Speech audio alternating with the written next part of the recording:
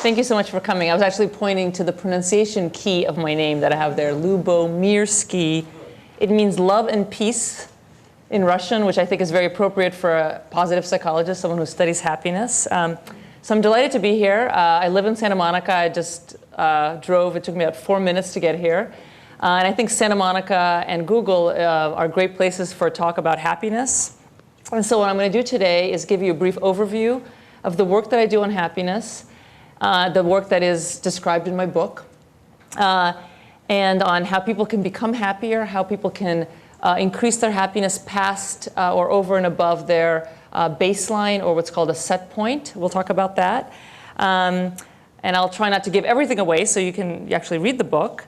I usually try to communicate in a way that non-scientists can understand, and I show graphs and things like that, but I'm sure that this audience will have no problem with any of the research that I describe. The book is very accessible to general audiences. I just realized today we haven't gotten books for this, so I'll pass them out. Hello. Hello. Great. Could you guys mute?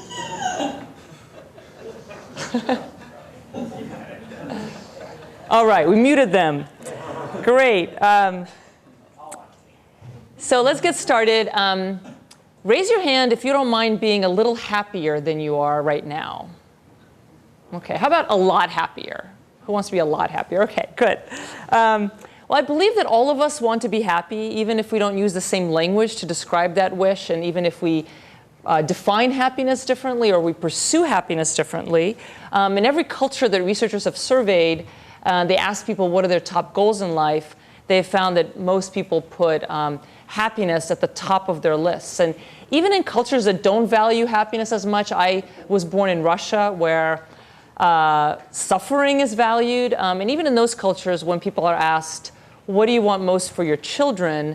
Most people say, I want my children to be happy. So I think it's really a universal goal. And indeed, throughout history, actually, I just realized that I need a remote or some way to advance my slides, because my mic is keeping me fixed onto, or I can have a human remote, I guess. Throughout history, human beings from all over the world have it. Next slide. Oh, these are just, actually, click it again. OK. Throughout history, people from all over the world have been infatuated with the idea of happiness, especially in the Western world. This is a famous quote from Aristotle that some of you may know about. And a couple of surveys have actually found that Americans think about happiness at least once a day, which is kind of amazing. You can sort of see if it's true for yourself. Next slide. You have to kind of click again.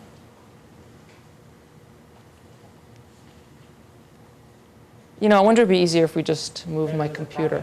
Uh-oh. That's never happened before. So I'll just continue then. I also have a quote from William James, who is considered to be the father of psychology. And he talks about how to be happy is one of the sort of the goals that most people seek to have in their life. OK, so here's William James. And I love this picture of him because he looks really unhappy. So I don't know, maybe that's why he was interested in talking about how happiness is a secret motive of all that people do. Next slide. And the pursuit of happiness clearly also holds an honored position in American society, where it's described as one of the inalienable rights that people have, U.S. Declaration of Independence. And the pursuit of happiness, I should say, is a worthwhile goal, too. I mean, we don't just strive to be happy just because it feels good. It turns out that happy people enjoy a lot of benefits. Two of my colleagues and I actually published a paper where we reviewed 225 studies on happiness. And we concluded, this was a meta-analysis, which is a reanalysis of studies. We concluded that happy people accrue a lot of good things. And if you can kind of, so happy people, just kind of click, make more money than unhappy people, are more productive at work, they're more creative, they're better leaders and negotiators. They have more fulfilling relationships. They're more likely to get married and less likely to get divorced. They have more social support. They're more generous and philanthropic. And they cope better. And really interesting work on health that shows that happier people have stronger immune function, they are physically healthier, and they even live longer. So this research suggests that we should strive to be happy not just because it feels good, but because it benefits us in many different ways. And it doesn't just benefit the individual, it benefits our families, our communities, perhaps our whole society. But is it even possible to become happier? And if it's possible to become happier, is it possible to sustain that new level of happiness? Well, it turns out that there's relatively little support in the scientific literature for the idea that we can sort of change our happiness for the better. So there are happiness-boosting techniques that are described in the self-help literature. I'm sure you've all seen lots of self-help books in bookstores. I'm going to show you some examples. So happiness is free, and it's easier than you think. You can be happy no matter what, happy for no reason. There's one more. My favorite one is you can be the wife of a happy husband. And that's actually a really terrible book. It sort of argues that women should be completely submissive to their husbands to make their husbands happy. So the recommendations that are described in the self-help books are rarely rooted in any kind of scientific research or theory. And so there's just really not much support for sort of the notion that you can become happier. And by the way, some of these book titles are essentially the opposite of what I'm arguing today. So I'm actually going to argue that happiness is harder to attain than you think, not easier than you think. So what I'm going to do now is give you 3 arguments. I'm going to be kind of a devil's advocate for why raising happiness is actually not possible or practical. All right, so here's reasons why we don't think that it's possible to become a happier person. The first one is that we're all born with this is one of my kids who happened to be born with a genetically determined set point, with a high set point for happiness. So it's now quite clear that a large portion of our happiness is genetically determined. Now this finding comes from research in a field called behavioral genetics. And what they do is they compare, researchers in this field, they compare the happiness levels of identical twins and the happiness levels of fraternal twins. And they find that identical twins are much more similar in their happiness than our fraternal twins. And this suggests that happiness is heritable, that it's passed down through our families. And I should add that, and so that we're all sort of born with a characteristic kind of what's called a set point or a baseline of happiness. I should add that my book has a test that you can take that will help you determine your own set point for happiness, although you probably all know already what it is. Everyone sort of intuitively seems to know whether their natural happiness baseline is high or low or medium. And so this research leads some people to conclude that it's futile or worthless to try to make people happier because it's genetic. Okay, and the second reason is that happiness appears to be a trait. It's an intrinsic part of our personality, and we know that personality doesn't change much over time. And indeed, studies have shown that happiness is very stable over people's lives. And so this fact also leaves some people feeling pessimistic. If happiness is so stable, it's like one of your intrinsic traits, how can we ever change it? And the third one is hedonic adaptation. And this is actually something I'm really interested in. I'm doing some new research right now on adaptation. And this phenomenon means that we tend to adapt or get accustomed to new changes in our life. So we get a new job, we get a job at Google, and it's really great. And you have this boost in happiness. But I have to tell you that that boost is not going to last, because after all, we adapt, we get accustomed to any kind of positive change. We start taking it for granted. There's a very nice study that was done in Germany that followed 25,000 Germans over the course of 15 years. A lot of those Germans got married during that time.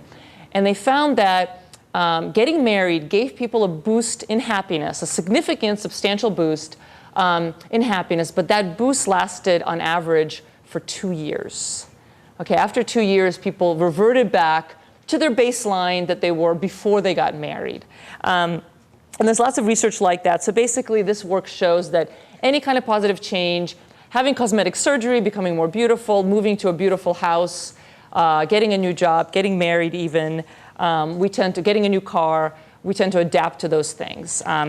And so ultimately that means that our life circumstances don't really impact our happiness very much. So I've thought hard about these three reasons for why people can be made any happier. And I argue in the How of Happiness that the pessimism is totally unwarranted. And the reason is that despite the fact that a large portion of our happiness is genetically determined, and despite the fact that our life circumstances don't have a huge deal to do with our happiness, still a very large portion of our happiness, and I argue that's up to 40%, is under our power to control. And that's the 40% of the pie that you see on the cover of the book.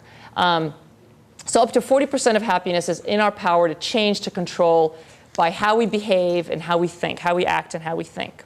Let me show you a pie chart that I've developed with my colleagues Ken Sheldon and David Shkati. So basically, this is what it looks like. The set point accounts for about 50% of individual differences in happiness. Life circumstances account for about 10%. And I should say these numbers are estimates and average from previous studies. They're not set in stone. They're approximations. And so that leaves about 40% for what I call intentional activity, which is sort of the things that we can do in our daily lives to make ourselves happier. Next slide. I should also say that, also just say a couple of words about how happiness is defined. Researchers following the work of Ed Diener define happiness usually as having two components. And the first component is the experience of positive emotion. So people who are happy tend to experience frequent positive emotions. They also experience negative emotions, of course, but they experience more frequent positive emotions. So joy, pride, curiosity, interest, enthusiasm. And then the second component of happiness is what's called life satisfaction. It's a sense that your life is pretty good, that you're progressing towards your life goals at a rate that's sort of satisfying to you. And what we do when we define happiness, we basically let people define it for themselves.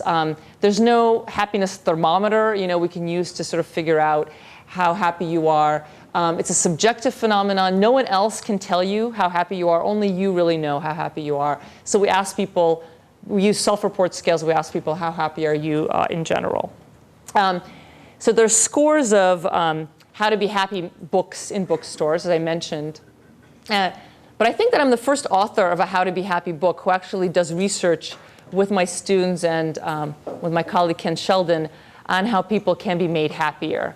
And I think that's very important. Some people don't really care that happiness recommendations are based on the scientific research, or they don't care to know the details. And I would argue that you may not care about the details, but you should care that it is based on research. And I have to say, it's amazing how many people out there who just don't seem to think that it's important that what you do has any kind of validity or effectiveness. There was a blog, I keep track of some of the bloggers that write about my book, and there was one that was written, I believe it was about a week ago, that sort of made fun of the book and said, I can't believe that she thinks that that happiness strategies that are based on research are going to be any more effective ones that are based on, not based on research, they're based on intuition, which is just incredible to me that there are people who think that. Like, would you ever take a drug that's just, not based on anything? One reason it's important that any kind of recommendations that you take are based on scientific evidence is that I argue that we really need to put the same kind of effort and commitment into becoming happier, if that's what you want to do, as you do into any other area of your life, into perfecting your body or raising your children or advancing in your career. All of those things take effort and commitment. And if you're going to put a lot of effort into becoming a happier person, you want to make sure that that effort is worthwhile, that it's based on sound scientific data, and then you choose the strategies, and we'll talk about that in a moment, how you sort of choose the happiness strategies that you do. And I also really like the title of the book, The How of Happiness, because it was like maybe the 90th title that we thought of, but it was a good one, because it incorporates two different meanings of the word how. It's both a how to be happy book, but it's also about the scientific how, about sort of why and how do these strategies work. Okay, so what are these strategies that I've been mentioning? There are probably hundreds of happiness strategies that you can use that exist out there. I've chosen about a dozen, about 12 to focus on the book, because those are the ones that have the most scientific evidence, but there are probably hundreds. And I'll give you sort of a sampling of some of them. Basically, they come from, a lot of them come from research on the happiest people. And the idea here, the thesis is, if you want to be a happier person, you should observe really happy people and see what they do. Kind of like if you want to be thinner, observe a skinny person and sort of watch what they do and follow what they do. See what happy people do. And I've been doing this research for about 18 years now, and I'll show you some of the results of that. So research shows that happy people invest a great deal in their relationships.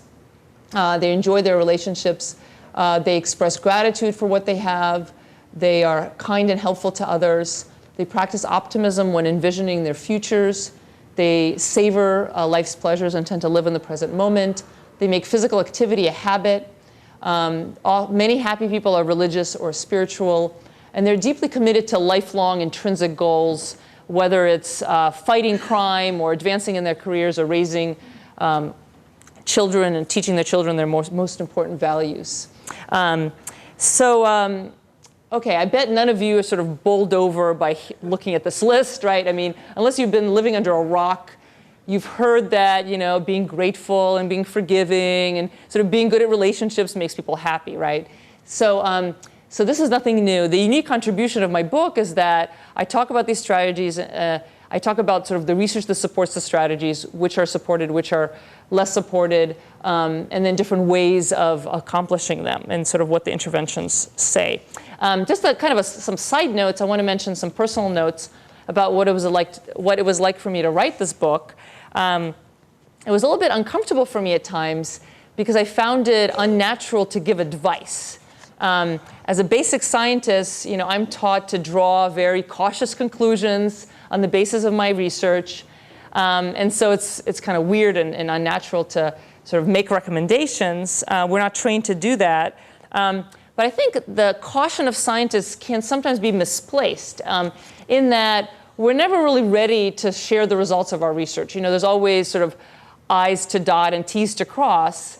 But in the real world, you know, people are living their lives and they want to know how to live a happier and healthier life, how to live a more flourishing life, how to be more fulfilled. And if we don't share our research with the general public, then other people who are not sort of as well versed in it are going to interpret our findings for us and often misinterpret the findings, which happens all the time.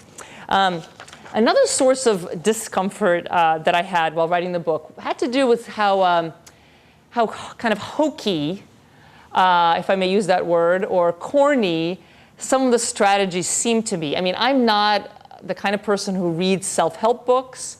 So when I see things like, oh, you should try to be forgiving, you should count your blessings more often, that just sounds kind of trivial to me, kind of hokey, like a cliche. And why is that? I'm not really sure. I mean, it could be that these are really complex recommendations, and when you condense them down and sort of trying to get at their essence, it's very hard to condense them. Basically, it sounds like a cliche. It sounds trite. It also could be that that when we're sort of turning into universal maxims, things that are really personal and close to the bone to us, and make them sound watered down, kind of like a cliche.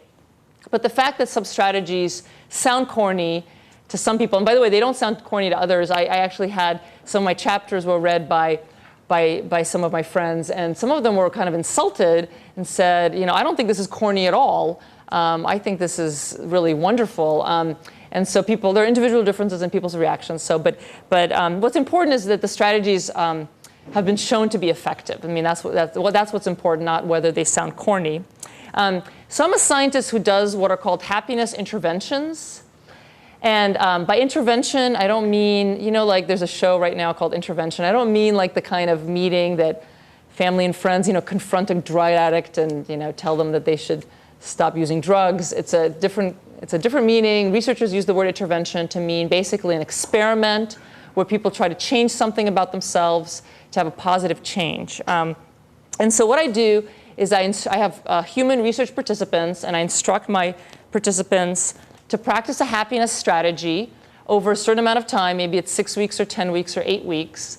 and I follow and I measure their happiness at different points in time, and I see what happens. And I also have other groups of participants who might practice a different strategy, or they might practice the same strategy in a different way.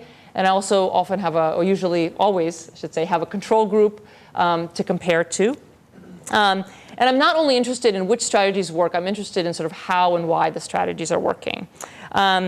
So I'm going to give you a list of some of the interventions that I've conducted with my colleague Ken Sheldon and my students. So over the course of a few months, volunteers are asked to do various strategies like committing acts of kindness, counting their blessings, practicing optimistic thinking. And my research, the conclusion of my research is that happiness takes work. And I've given this sort of a version of this talk to different groups. I've done book signings at bookstores. And people don't like to hear this, that happiness takes work. Maybe it's sort of this American desire for quick fix solutions, magical solutions. But if becoming happier were easy, then we'd all be happy, right? If becoming skinny and fit were easy, we'd all be skinny and fit. And it'd be easy for us to keep our New Year's resolutions. But it's not easy to keep New Year's resolutions. So it takes a lot of energy and effort and commitment. Now, the good news is that some of those initial efforts that you will make in becoming a happier person will become more habitual over time. They'll turn into habits. And then there'll be less and less sort of work that's necessary. So I'm just going to give you a couple of examples of studies that I've done. The first one is a study that we did where we asked people to count their blessings. OK. So what we did, we tried to induce gratitude in our participants. Gratitude is defined as a felt sense of wonder, thankfulness, and appreciation for life. And there are many reasons why being grateful makes people happier. I'm not going to go through them, but I just note some of them in the slide. Being grateful prevents us from taking things for granted, makes us feel good about our lives, helps us cope with stress and trauma. It neutralizes negative emotions. It's hard to feel jealousy or bitterness or greed when we're grateful, right? So it's sort of a good antidote to negative emotions.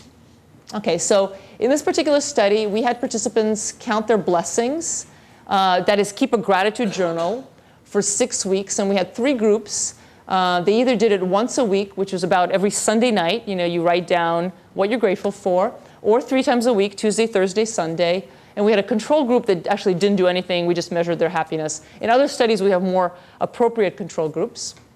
OK, so these are the instructions that people got. There are many things in our lives, both large and small, that we might be grateful about. Think back over the events of the past week and write down up to 5 things for which you're grateful or thankful.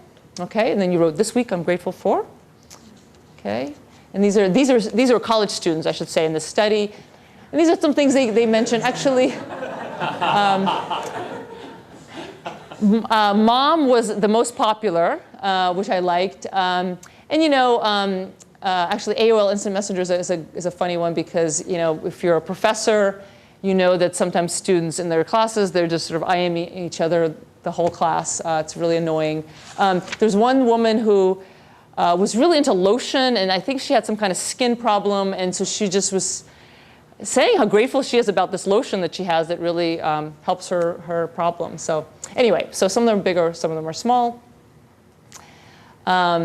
OK, we measured happiness in different ways by using validated scales of well-being, and we used different scales of positive emotion, life satisfaction, and happiness, and combined them in a single index. I'm just going to give you a couple of examples.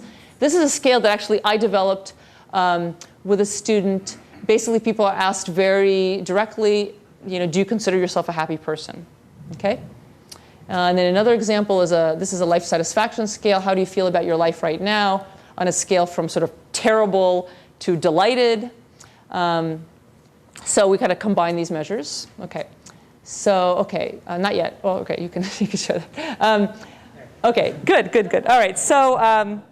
So we first wanted to see if we successfully induced gratitude in our participants, right? Did we actually make them grateful by keeping these gratitude diaries? And we did.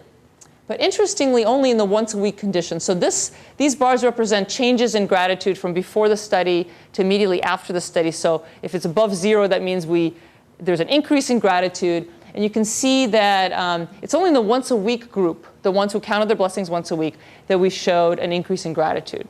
OK, we'll talk about why that is. What is that scale? Oh, it's a scale. It's actually, I'm just totally blanking on the word, but it's normalized. So it's, yeah, so it's, because we had all these different scales, we had to combine them in one. So yeah, that's why the numbers are so small.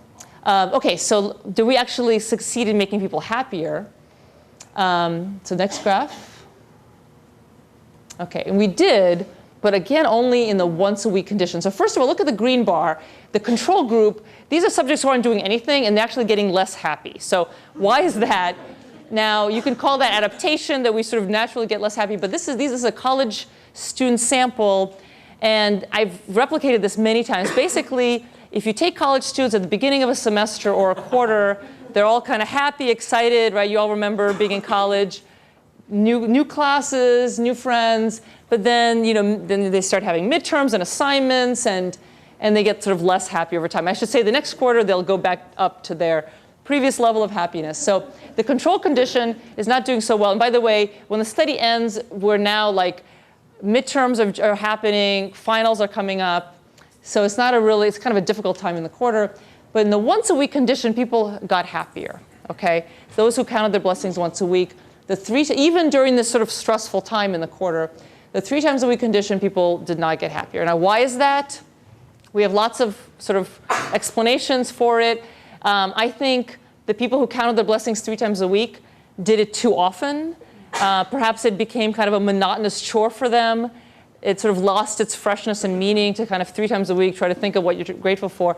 There's also something in psychology called the effort as information heuristic. And basically what that means is that when it takes you a lot of effort to think of something, it might backfire, right? So if you can't think of things to be grateful for 3 times a week, then you actually might conclude, oh, I must not have much to be grateful for. There's actually a nice study of professors where students are asked something like, can you name 12 things 12 reasons that you liked your professor this semester, or give me 4 reasons why you liked your professor. And people who name 12 actually evaluate the professor lower. And the idea is that when it's hard to kind of think of 12 things that you like, then you like them less. OK. So it looks like the gratitude only worked once a week. OK, so raise your hand if you think that you should try this strategy. Go home and start counting your blessings once a week. What do you think? OK, you're all wrong. And the reason you're wrong is that counting your blessings is not for everyone. I mean, it could work for some people. It may not work. It works for people on average in my study. But it doesn't. All these strategies work differently for different people. And actually, this is an important theme that runs through my book. And it's called person activity fit. You need to find the strategy that fits your particular personality, your resources, your lifestyle, your goals and interests. And I hate to confess this, because I think that gratitude exercises are very powerful. But it's not for me. It doesn't work for me personally. I just find counting blessings kind of hokey and unnatural. But a lot of people say it's changed their lives by trying to be more grateful. So I actually have developed a diagnostic test that's included in the book based on some work by Ken Sheldon that helps people determine, when you take the test, it'll help you determine which strategies are right for you, that you are more likely to benefit from, you personally. And then you also can just read the parts of the book that are just about those strategies. You don't have to read about all 12 of them. OK, so again, the point is that if you're going to put a lot of effort and energy into making yourself a happier person, you better sort of be sure that you're choosing the right strategy for yourself, that strategy is supported by evidence, and that you're doing it in an optimal way, that you're not doing it too often, not doing it too infrequently, you're not doing it too repetitively, you're spicing it up a little bit with variety, because variety is important. So speaking of variety, I want to tell you quickly about another study that I did. This one, we made people do what I call a behavioral strategy, not a cognitive one. Cognitive is something in your head. Behavioral, obviously, you do something that makes you act, where we had people commit acts of kindness. OK, so in this intervention, wait, go. OK, so just to say a couple words about why being kind to others makes people happy. Maybe it seems an obvious question. There are a lot of cultures sort of have this idea, this notion that kindness makes people happy. The Dalai Lama talks a lot about that. Happiness is compassion. So there's a famous Chinese proverb that says, if you want happiness, just one click at a time, for an hour, take a nap. For a day, go fishing.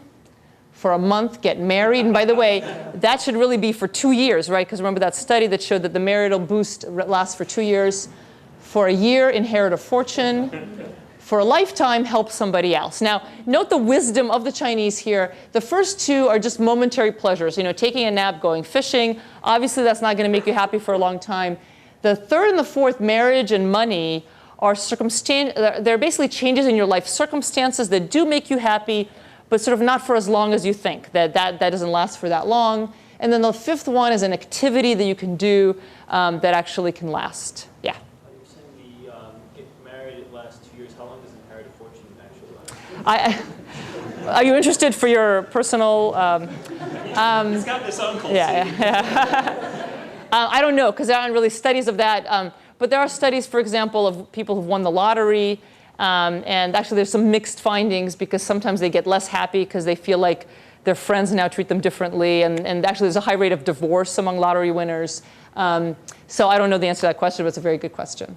At least that a few people are interested in. OK.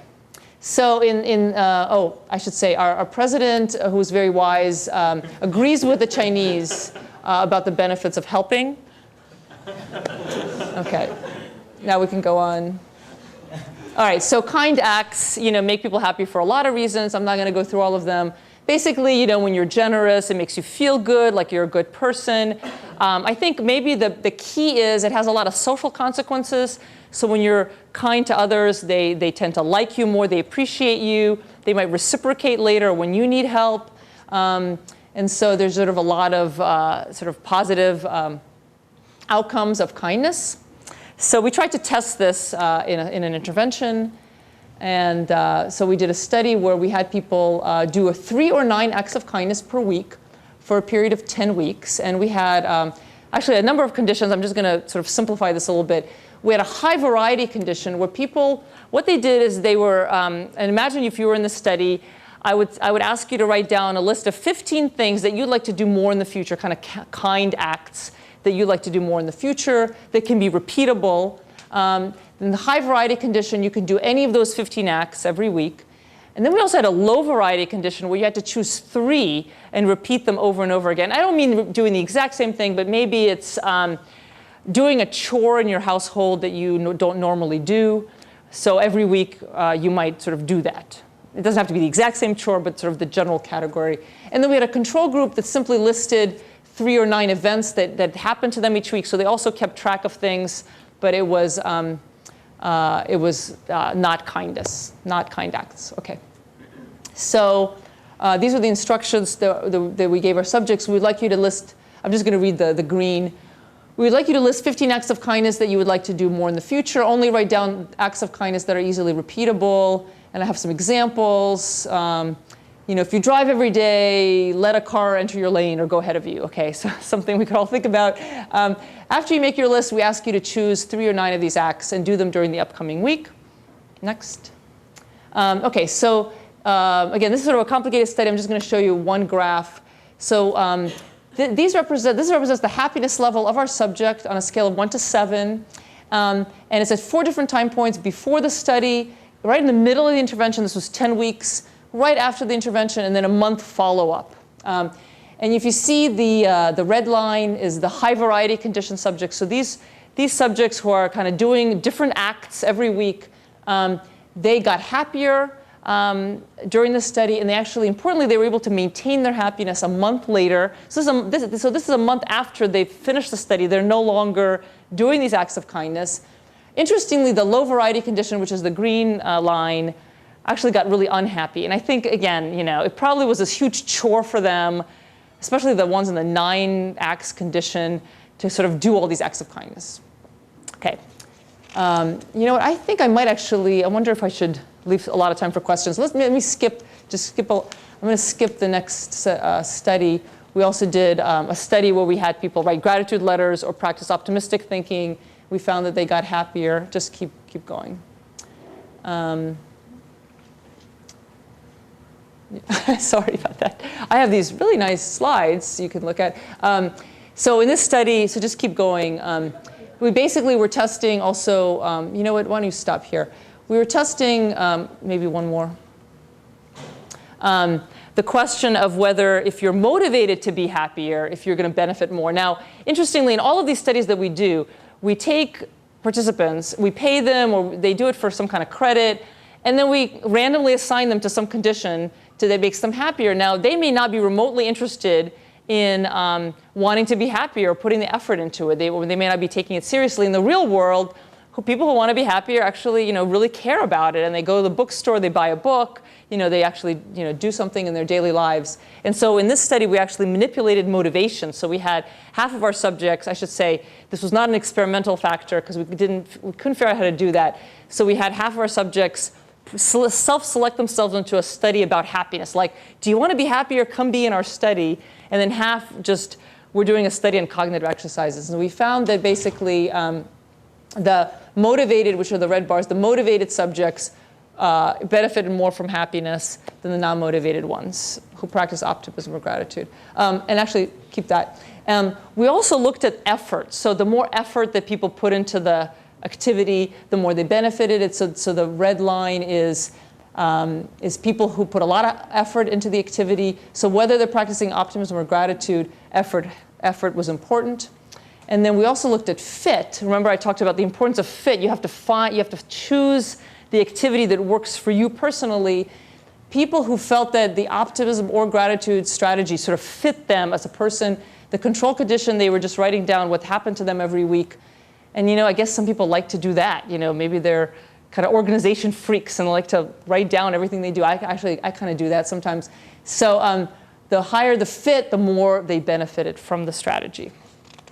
Okay. All right. I'm going to just have sort of conclude now.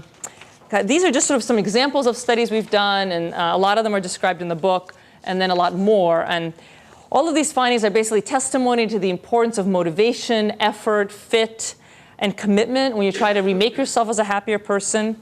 And I discuss all of these in the last chapter that's called The 5 Hows of Happiness, which is actually a really important chapter, sort of how are these things working. We've done about a half dozen other interventions. We've looked at other strategies like savoring.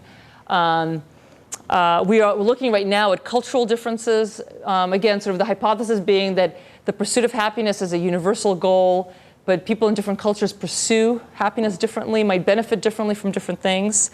So I guess I kind of want to conclude by saying that I want you to consider how much effort that you put into other domains in your life. Maybe it's physical exercise. Some of you might put a lot of time into going to the gym or running or Pilates or yoga or whatever it is that you do. And I think you need to think about happiness in a very similar way. People don't tend to apply the notion of effort to their emotional lives the way they apply to other areas of their life.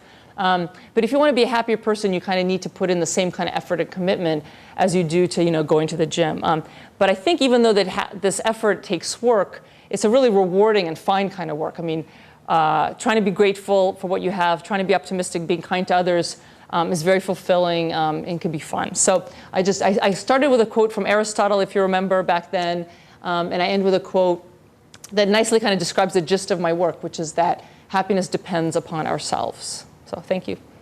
That's it.